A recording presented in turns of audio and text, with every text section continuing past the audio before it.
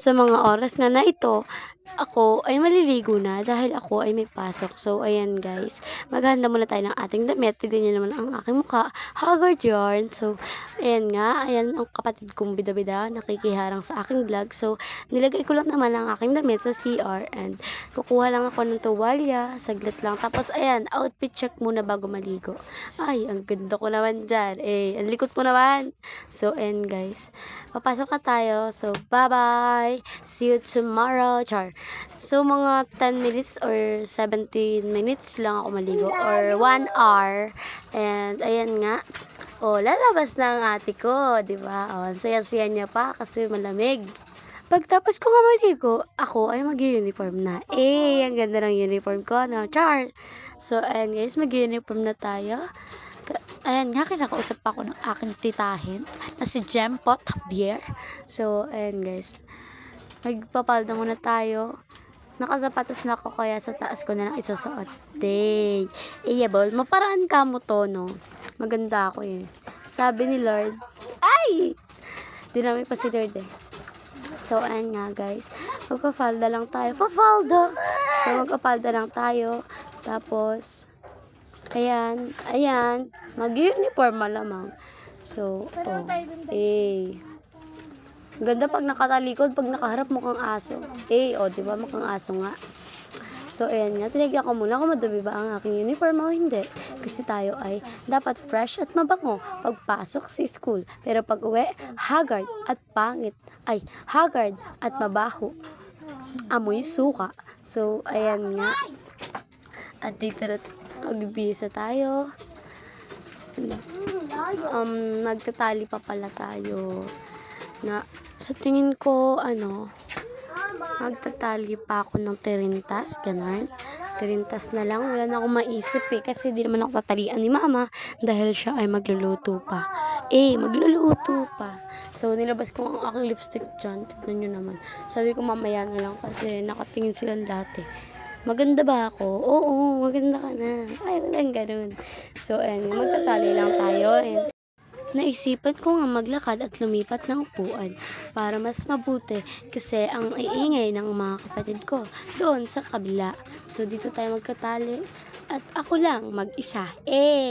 So, ayan nga, magkatali lang tayo.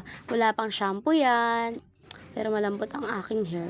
Sino ba naman kayo? Tingnan naman yung bangs ko.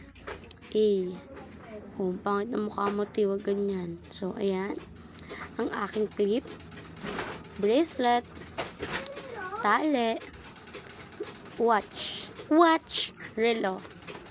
So, ayan nga, magsusuklay lang tayo kasi sobrang ganda ko. Hala. So, ayan guys, sobrang haba na ng aking hair. Abot na siya sa puwet and ayaw pagupitan. Kaya naglalagay na lang ako ng bangs, diba?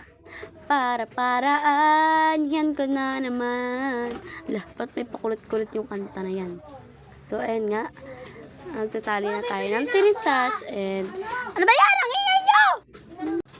And pagpasansyahan nyo na akong maingay dito, diba? Ang ingay ng kapatid ko at nanay ko no? Sa mga hindi nakakaalam, ang aking nanay po ay si Janalyn Javier, hindi po si Jemerilyn Javier.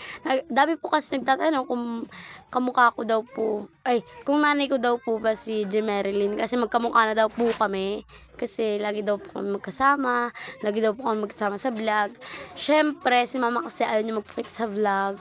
Tapos di naman siya medyo nagpo-post sa Facebook, kaya hindi niyo makilala kung sino yung nanay ko. Hala, sino nanay ko? Hulaan niyo. Pero nasabi ko na eh.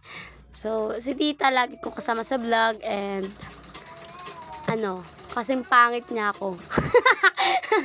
So, ayan guys. So, tatapos na tayo sa isang part ng aking hair na tinrintas. And, ayan nga. Kwentuhan ko ng kwentuhan dyan. So, wait nyo lang ang final look. So, ito na nga, matatapos na tayo. Todo sikap naman ng ate girl namin na yan.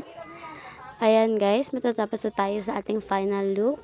And di pa tayo nakakapag-lipstick. Lipstick na lang ang kulang sa atin kasi kakain pa tayo, matatanggal pa yun, kaya mamaya na yon, mamaya na yon. So, sariling sikap ang ate girl nyo kasi nagluluto ang nanay niya. Ang nanay niya. So, ayan nga, mali yan. Uulitin natin yan kasi ang pangit. Hindi pantay. Ngayon nila napansin, di ba? Ngayon nila napansin. Alam niyo naman, walang utak tong ate girl nyo. Ate girl nyo. So, ayan guys, pantay na siya. So, sariling sikap na lang kasi naliligo yung kapatid ko. Si Tita Jimmy naman may ginagawa. Tapos si Mama nagluluto. Si Nanay naman, yung lola ko, nagtatahi sa makina. Tapos isa ko naman yung kapatid na lalaki na doon sa labas, naglalaro. So, ayan na nga, ang ating final look. Diba? Ang ganda ng aking tirintas. Yun, pangit naman ang mukha mo dyan. Kasi sinasabi nila nagkabit daw ako ng bangs kahit hindi naman. Ang tagal-tagal na ng bangs ko na yan eh. So, ayan guys. Lumalabas na siya. Lumalabas na siya. Tuyo na kasi ang aking buhok. Kaya lumalabas na ang aking bangs. So, ayan guys. Matatapos na tayo. Iipit ko na lang yan. Iipit ko siya. Iipit. Tapos, iipit. Char. Ano guys. Hindi ko kasi maipit yung isa dyan. Kaya, ang tagal. Diba? Pansin nyo naman. So, ayan guys. Bye-bye. Love you.